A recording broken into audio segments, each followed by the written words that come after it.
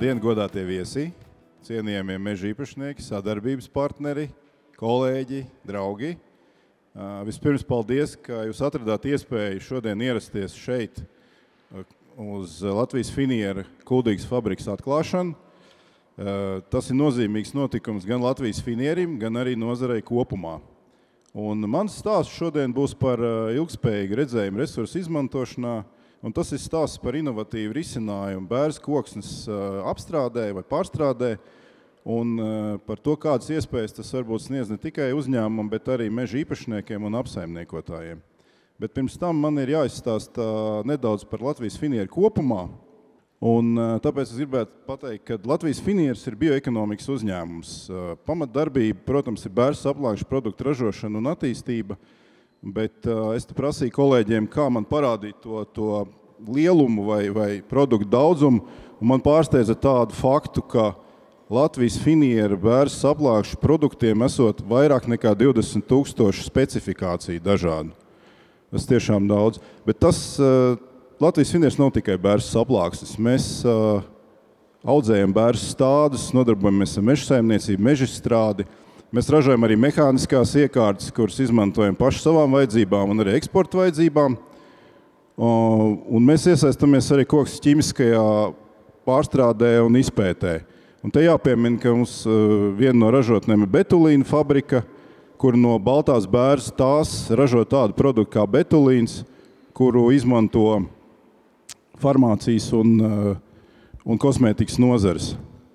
Un vēl mēs Viobondu projektu ietvaros piedalāmies arī, investējam arī koksnes ķīmijas fabrikas izveidē, kur mums arvien labāk palīdzēs izprast bioloģiskā lignīna lomu līmes ražošanā priekš saplākšu produktiem.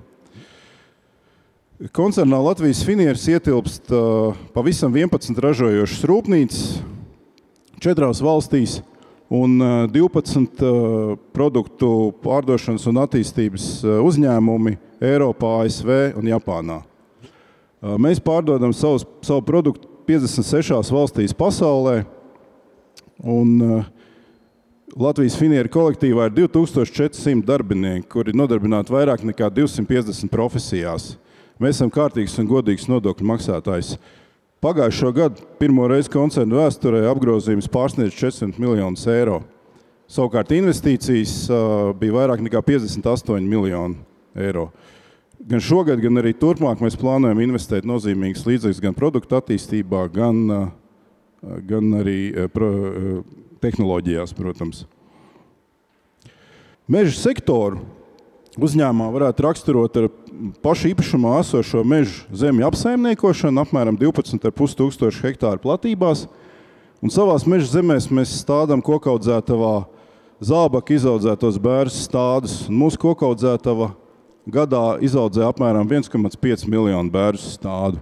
Mēs esam aktīvi arī mežstrādē un īpaši Kurzemē un Latgalē. Mēs pērkam cirsmas, veidojam zaļo noliktavu augošus bērzu finierklučus, kurus tad izstrādājam tajos brīžos, kad ražotnēm visvairāk tas ir nepieciešams un tirgu ir dažādas grūtākas situācijas. Un tas ir liels atbalsts resursu sagādai kopumā, jo koncernā jau tuvojamies, finierkluču pārstrādes apjoms jau tuvojās 1 miljonam kubikmetru gadā, kurus mēs iegūstam Latvijā, Lietuvā, Igaunijā un Somijā, un tur arī pārstrādājam. Nu, lūk, bet tagad par to inovatīvo risinājumu, ko mums sniedz šī jaunā tehnoloģija, šī hibrīda lobmašīna. Un tā vienkārši sakot, mēs varam nolobīt tievāku koku. Ja agrāk mūsu specifikācijā bija 14 cm minimālais diametrs, tad tagad tie ir 12 cm. Bet te jāizdara maz atkāp, jo vairākus gadus jau nozara kopumā strādā pie Latvijas valsts standarta, apaļo kokmateriālu kvalitāti mežstrādē uzlabojumiem. Un šobrīd, es saprotu, šis standarts ir publiskajā apspriešanā un drīz stāsies spēkā, bet tur jau ir paredzēts finierklučiem papildus šķira, kur ir ievērtēts šis caurmēra samazinājums un arī neliels atkāps kvalitātes prasībās. Un Latvijas Finieris pat jau ar janvāri ir sācis savā iepirkšanā izmantot šo te specifikāciju, kvalitātes prasības un piedāvā šīs iespējas arī kokmateriālu pārdevējiem. Protams, ka procesā mēs ar vairākiem meža īpašniekiem, sadarbības partneriem esam bijuši jau veidojuši apmācības mežā, un arī paldies VMF Latvija, kas mums ir palīdzējuši šajā procesā, lai saprastu, kā tad tieši ietekmē mežstrādes procesā šie jaunie nosacījumi un kā var saražot varbūt savādāk bērzu finiekliču. Un jāsaka, rezultāti ir brīnišķīgi. Faktiski no katra bērza stumbra, ja mēs iedomājamies, kā viņš tiek garumots, sākumā tiek veidot finiekliču, un tad tiek pieņemts lēmums par to, kad ir zemāk kvalitāte ievāk koksne, un tad ir mazāk, teiksim, papīrmauks vai kā cits sortiments tiek ražots. Tad tagad pie jauniem nosacījumiem faktiski katrs bērza stumbrs piedāvā vismaz vēl vienu vai pat citreiz divas nogriežas bērza finiekličos.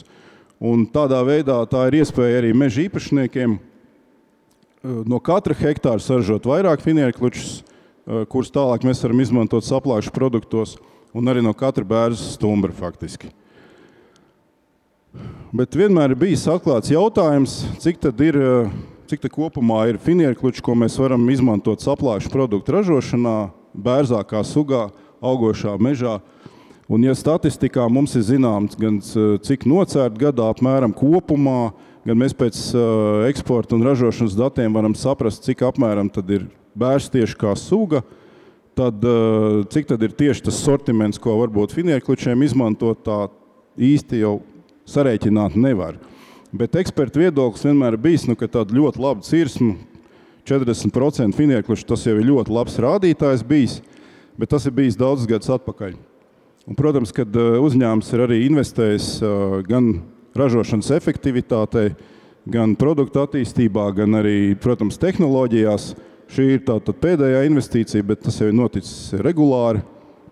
Un šobrīd kopā ar meža īpašniekiem faktiski mēs jau esam secinājuši, ka tādā labā cirsmā pat var iegūt jau līdz 60% priekš saplākšu ražošanas no bērza stumbra kopumā.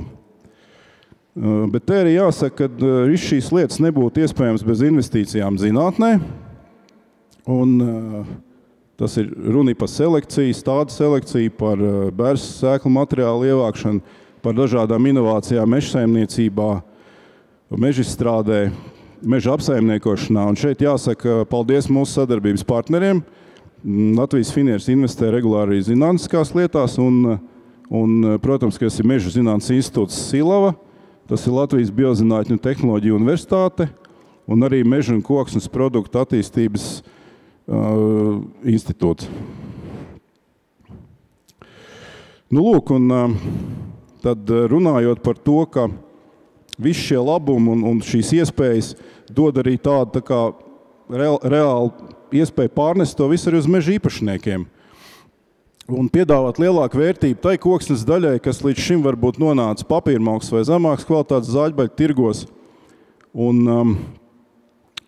mēs, skatoties uz skaitļiem, cik tas varētu būt, apmēram esam izreiķinājuši, ka tāda pieeja resursu izmantošanā faktiski dod mums iespēju novirzīt papildus 300,000 kubikmetrus bērza koksnes gadā saplākšanu produktu ražošanai, visā Latvijā skatoties. Un šeit ir iespēja pastāstīt, ka tagad šai koksnei ir lieliski iespēja nokļūt tādos produktos, kā sašķidrinātās gāzes tankuģos, kas šķeļ Dienvidu okeāna viļņus, vai transporta flotilēs, traileros, kas izvij Eiropas ceļus krustām šķērsām, bet varbūt betona veidnēs, kas palīdz uzsliet augstākās un varenākās būvas pasaulē. Bet arī varbūt sporta hallēs, koncertu zālēs, skolās, muzejos tepat Latvijā. Un vēl jāmin, ka šādi risinājumi mums ļauj varbūt arī kā nozares līderim, Latvijas Finierim, skatīties uz to, kādu mēs varam sniegt piedāvājumu dabas aizsardzības un pārtikušas sabiedrības līdzās pastāvēšanas modelim nākotnē. Un mūsu izpratnē 70% no Latvijas mežiem būtu jābūt apsaimniekotiem efektīvi un ilgtspējīgi, tādā veidā radot arvien lielāku pievienoto vērtību meža nozarei un arī stiprinot kopumā visu Latvijas tautsaimniecību. Un noslēgumā es gribētu pateikt, ka mūsu pieredze kopšanas cirtēs ir parādījis to, ka pareizi saimniekojot, jau kopšanas cirtēs var iegūt finierklučus pie šobrīd esošā prasībām. Un tas tādā veidā arī palielina mežaudzes vērtību kopumā. Tāpēc es aicinātu arī meža īpašniekiem būt drosmīgiem un izmēģināt jau kopšanas cirtēs sagatavot bērns finierklučus. Un mēs ticam, ka kopā mēs varam apsaimniekot mūsu mežus vēl labāk un produktīvāk. Paldies!